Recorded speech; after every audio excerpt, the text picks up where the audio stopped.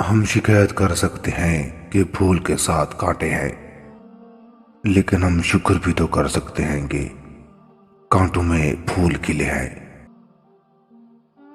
زندگی کے ہر قدم پر پھول بکھیرتے جاؤ، ایک دن پورا باغ اگا لو گے۔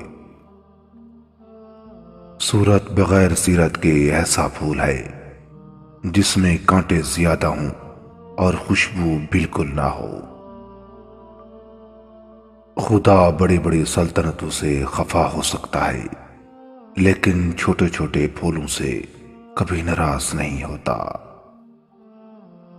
اگر تمہارے پاس دو پیسے ہوں تو ایک سے روٹی خریدو اور دوسرے سے پھول۔ روٹی تمہیں زندگی دے گی اور پھول جینے کا فن سکھائے گا۔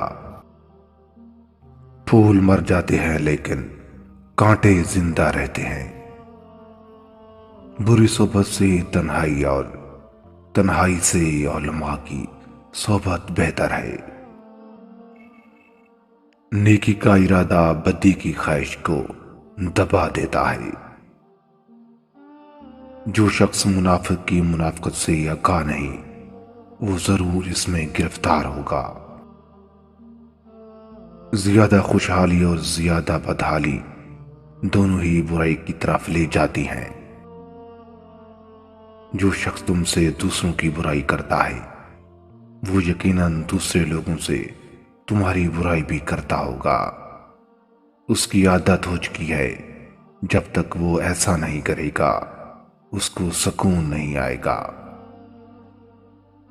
اگر زندگی کو پرسکون بنانا چاہتے ہو تو لوگوں میں پیار و محبت اور اخلاق سے پیش آئے۔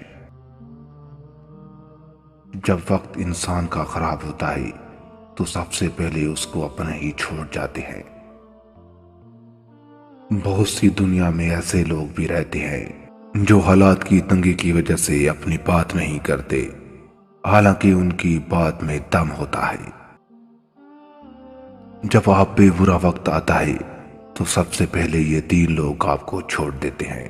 نمبر 1 رشتہ دار، نمبر 2 جن کے اوپر آپ کو بہت زیادہ امید ہوتی ہے، نمبر 3 وہ دوست جو آپ کو ٹائم پاس کے لیے استعمال کر رہے تھے۔